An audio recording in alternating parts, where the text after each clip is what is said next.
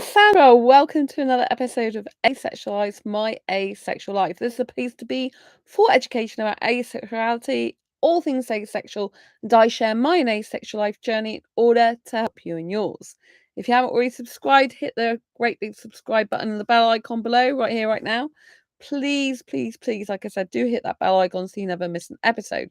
So in today's episode, we are going to be discussing why it's important to have a self-care plan and what that might look like and how you can create your own.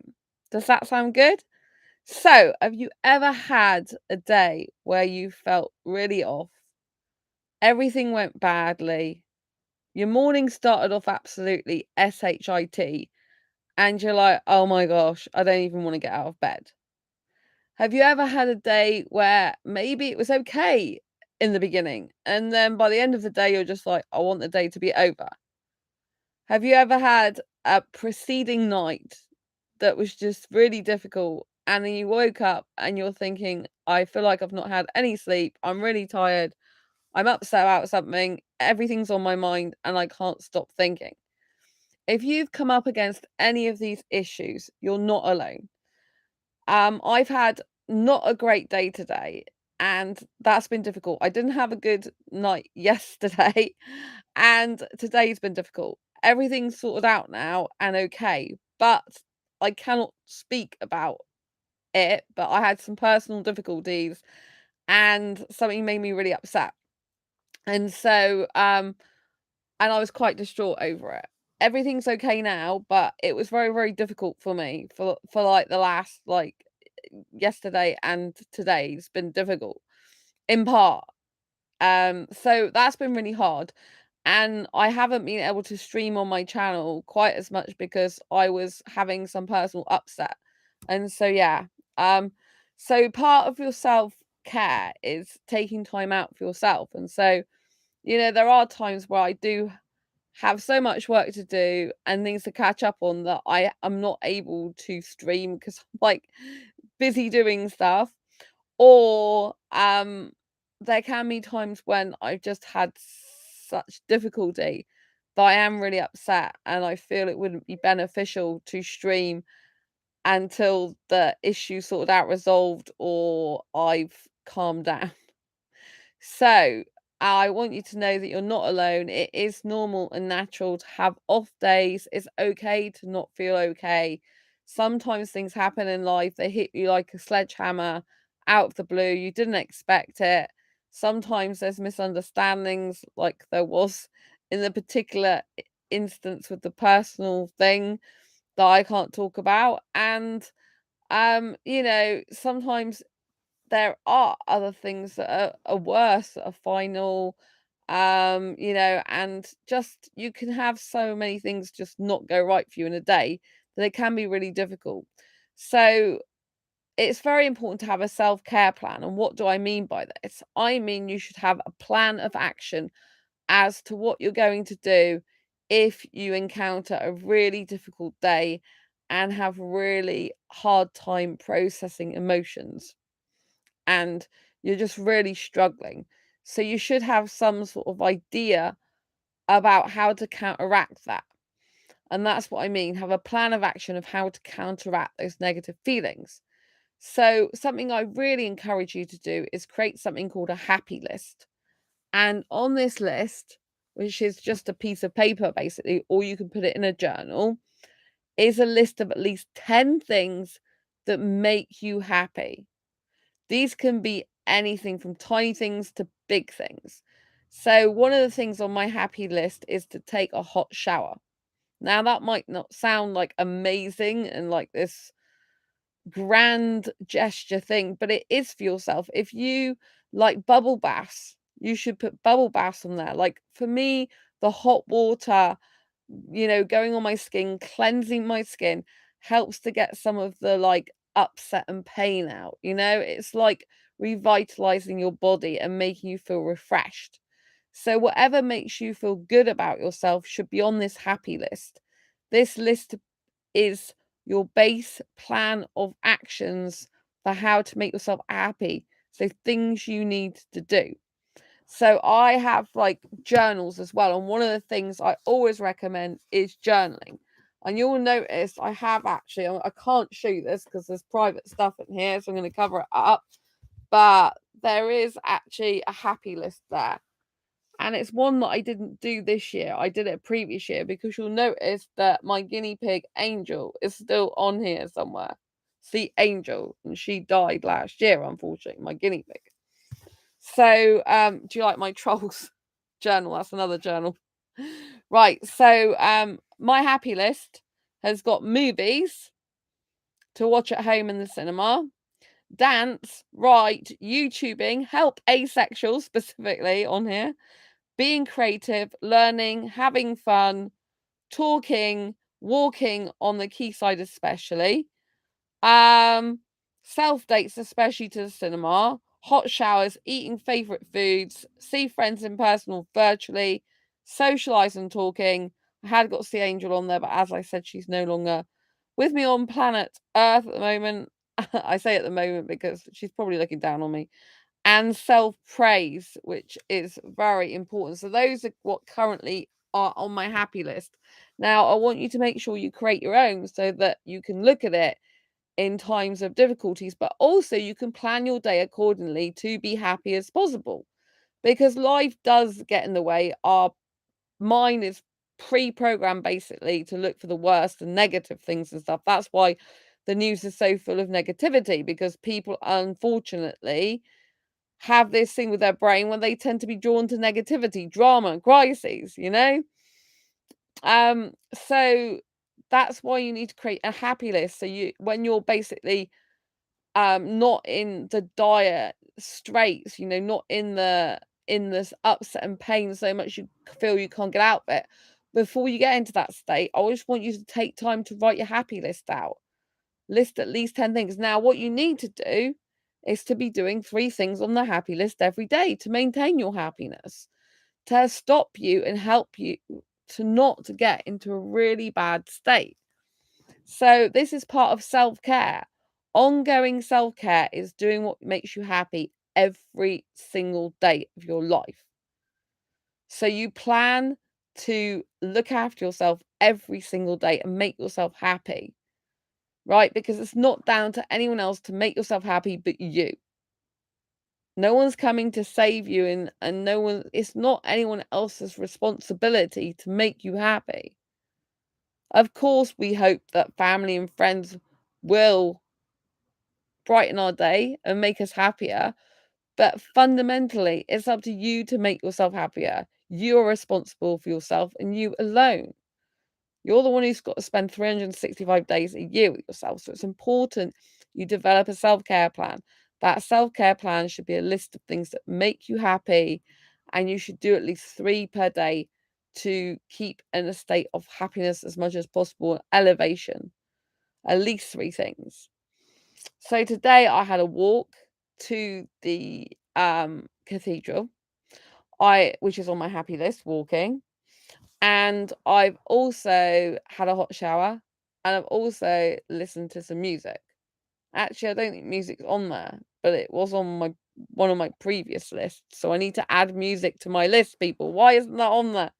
OMG. But listening to music is something that I know makes me feel really good. So as soon as I put that on, I felt a lot better. So create your happy list and have it to hand at all times. Know the things that are on there and add more if you've forgotten something, right? But self-care is really important. Self-care is all about prioritizing your health and well-being mentally, physically, emotionally. And it's all about getting yourself into the right positive frame of mind. So things I do, obviously, I've read my happy list out to you. So what I did specifically was I felt claustrophobic in my flat today because I had experienced negative emotions. And when you stay in a state of negativity and in the environment the negativity was created in, then it can stay within your soul a lot longer. And it's like the energy's still there. So if you get out and about into the fresh air, it helps you to get oxygen to your lungs, which make you feel better anyway. And it helps you just to get out from the same environment and give yourself a break from it.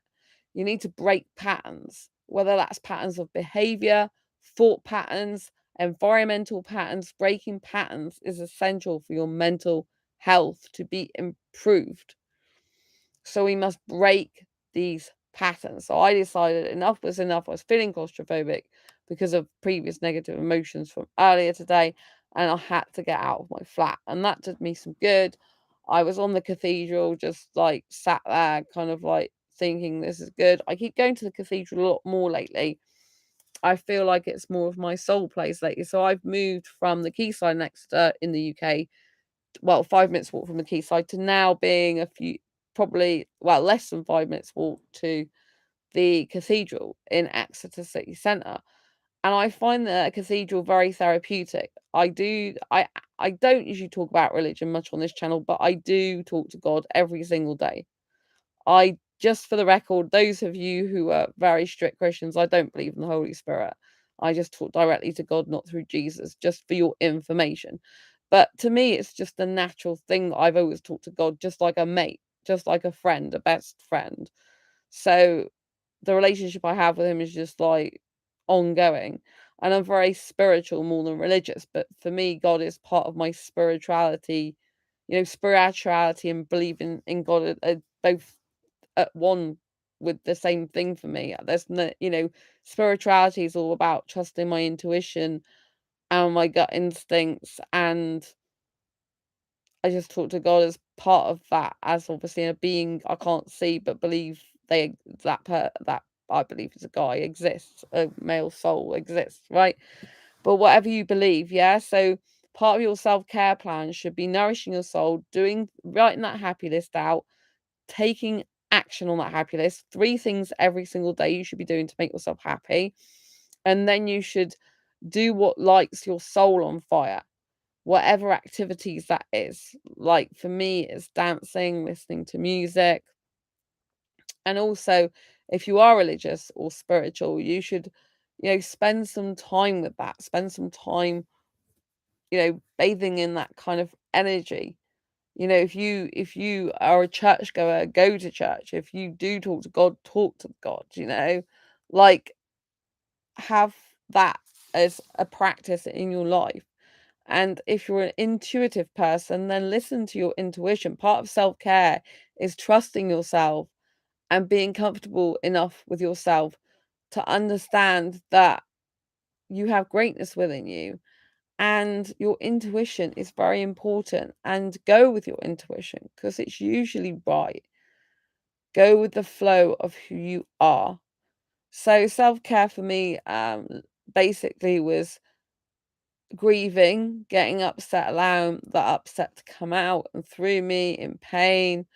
um I messaged a friend, which really helped me, and I went to cathedral, like I said, to get out of my flat, which is good to change the environment for a time. I listened to some or read some positive like things that some YouTubers say, so that helps the mindset. I've done some packing for my Disneyland Paris trip, so I'm looking forward to the future. And I got some food shopping. I got some really nice foods, including rice noodles earlier, you probably saw. So to me, food is part of a good self-care plan. Good foods that nourish you, that make your cells feel good, make your body feel good, is all good. Um, Obviously, as part of the self-care plan, like personal hygiene is very important, to comb the hair, wash the hair, wash your clothes, look after yourself, because it's personal hygiene is very important. If you're feeling like really groggy, like your body's yucky and stuff like that, you're not going to be feeling very good. So even if you don't feel like going in a bath or shower, from the point of view, it's a huge effort. If you're feeling down and not good, it's still good and beneficial to go and have a bath or a shower, because it will help invigorate your cells. It'll help your body to cleanse itself, thereby it kind of cleanses your mind more. And I mentioned journaling. Now, I have journals for different types of things. So one of the very first things I did to get my emotions out in a positive way is to have a journal. This journal I've been using for some time now. So, it's getting quite full. This is a kind of an everyday journal that I use regularly. I don't use it every single day, but most days. And I just journal about my thoughts and feelings from the previous night, when I wake up, like what my state's in, what things are on my mind, what things are bothering me. So this is a really good practice to get into, is journaling. And you journal for yourself. You journal to release emotions in a positive way, even if they're negative emotions. Like on paper, you can say what you like. You can say, so and so did this, or I did that, I feel ashamed, blah, blah, blah. And it just gets those emotions out. It's good. Now, I have different journals for different things. This journal is more about things that I've learned in the past, but also this journal, I was writing down about what my future would look like. So that's what I was writing about, what I would want my future to look like. Because if you're struggling in the present moment, it's good to acknowledge your struggles, to actually sit in the pain for a while, because if you resist it, it'll just get worse and bottle up till you nearly explode. But it's good to also have a plan for the future. If we can start planning some stuff for the future, have things to look forward to, again, this is good as part of self-care. Liam, hi, beautiful Sandra. Nice to see you, sweetheart. Oh, lots of love, Liam. Nice to see you too. And so I happen to have journals for different things. Like this is a gratitude journal. So it's important to have a practice of gratitude. So this is basically focusing on the good things you have in your life. So be grateful for any little thing in your life, because it helps your mindset to be more positive. And a part of self-care, you want your mindset to be positive. You want to be putting good emotions into your body. So you need to listen to things like positive affirmations. There's some like affirmation meditations on YouTube. You need to listen to people who inspire you, who motivate you, who make you feel good about yourself. So give you the validation you need. That's really important. And when we get into a sense of gratitude, it's hard to be depressed or miserable if you're thinking about things that you're grateful for. It's a lot harder. So even if it's just for some moments in time, get a gratitude journal. I mean, this one is a notebook one of my friends bought me, my best friends. It's actually squared because it was a set, but I've still written down things I'm grateful for. And so this means, you write stuff down like, I'm grateful I've got a roof over my head. This is how simple you do it, right? It doesn't need to be majorly lavish. It's simple things like, I'm grateful I've got a roof over my head, which I am. Some people are homeless on the streets and they're starving. If you've got a roof over your head, that's something to be very grateful for. Another thing to be grateful for is you've got clothing. Some people in other countries have no clothing. They can't afford clothing, right? Or some people have torn clothing. If your clothing is in good repair, then that's great. You have food in your belly. Some people, like I said, are starving. So if you've got food in your belly, it's really a good thing to be grateful for. If you've got some money in your purse or some money in the bank, again, it's another thing to be grateful for. If you've woke up today and you're alive, just think about how many people died in COVID. You've got your life. Thousands of other people haven't. That's something to be grateful for. Just by being able to breathe is something to be grateful for, when thousands of other people aren't breathing anymore. All these things add up to things that you can be grateful for. And when we look at everything we do have rather than focusing on what we don't have, it helps us to feel better. If you focus on negative stuff, that is not a self-caring practice. That's self-sabotage. Because if you're looking at what you don't have and you're looking at all those type of things, that's a lack. That is like, makes you feel weak, because it makes you focus on what you don't have. And and then you get to thinking, this is really unfair. Why haven't I got this? Why me, and all this lot. So we don't want to be focusing on what we don't have and the bad things that are going on. We want to be focusing on the good things and what we do have, like friendship, if you get on with your family, that type of thing. If you get to go out and breathe fresh air, because some places are really smoggy, that's the thing to be grateful for. If you can have a hot shower, when some people have got no hot water in certain countries. These things all add up.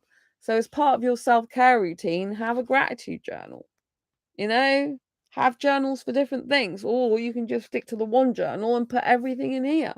I usually put worries in this journal.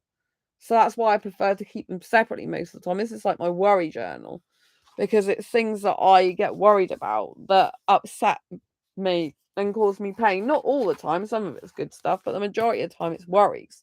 So it's really important to like say, this is a worry journal, get everything out that's worrying.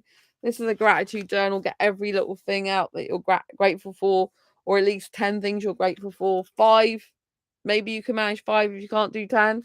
But if you're sat watching this now, you've got the internet access. So that's something to be grateful for, right? Because some people don't have internet. They can't afford the internet, or they're in a country that doesn't supply it, or it's only the rich people that can have it in their country. So if you're watching this now, then it's something to be grateful for. Gratitude is a practice of self-care because it allows you to focus on positive things and fill your cup up. And also taking time out from social media, from being off online to offline, and allowing yourself some time and space to breathe, where social media isn't flashing up every few seconds, because social media is designed to get you addicted to it. YouTube and that lot are designed to be addictive because it's dopamine hits. That's why so many people swipe all the time. It's like dopamine, dopamine, dopamine. Of course, you're not saying that. You're not saying, I want to get my dopamine fix, but that's what's happening. And so we need to try and self-regulate more by getting things into our life that make us feel good. And part of that is a gratitude practice, and saying positive words to yourself, because often when we're having a bad day, we'll find that we really criticize ourselves. It's like, oh, there must be something wrong with you. You're no good, blah, blah, blah. And it's damaging to you. So try and turn it around and say things like, you're trying your best. Your best is good enough. You're good enough. You're doing the best you can at this moment in time, and good on you for trying. Proud of you, words like this. So big yourself up. Try not to get into a pattern of just spiraling down about yourself, but also you might want to get some therapy. So therapy, counseling, these are all types of things that can help you to improve your mental health. And again, that's part of self-care. Self-care is a physical practice like washing your clothes, washing yourself, like being careful and mindful of what you do in your day so as not to hurt yourself. And then you can have the emotional needs where, you have to praise yourself, basically validate yourself a lot of the time, do positive affirmations, say positive things. And then there's other aspects of learning about yourself, learning about what's good about you, learning about things that you're struggling with so you can help yourself. Like therapists can help you, and counseling can help you relieve problems from the past, or they can enable you to look at things from a new perspective. And maybe there are some issues that you haven't addressed. I'm still working through some childhood trauma stuff. And there's an online therapist on YouTube. He's really good. He specializes in childhood trauma. I was quite an unhappy child the majority of time. So, it's important to work through that stuff because that helps explain things about yourself that maybe you didn't really understand so that you can improve yourself and grow yourself as a person. It also helps your relationships with other people. Work out whether you're introvert or extrovert. If you're an introvert, spend some extra time by yourself. If you're an extrovert, take yourself out, socialize more. I'm an extrovert, so I need to go out. It's too bad staying indoors all the time. That's when I went out for a walk to the cathedral, which is obviously good for fitness as well. So make sure as well mentally that you're putting things good into your brain so that you're not watching things like the news, which are full of murder, death, rape, and violence. Stop listening to music that's really depressing and talking about death and dying, because what we focus on expands. If we put rubbish in our mind, if we put negative stuff in our mind, we'll get negative stuff come out from us all the time and our brain will get overtaken by it. So you don't want that. So you want to be focusing on positive things, on helping yourself emotionally and physically, and really understanding your own needs so that you can help express those to other people and are much more likely to get them met. Because when our needs are not being met, even emotionally, then it can be really difficult and you can just struggle to make friends, you can struggle to socialize, you can struggle to get through the day.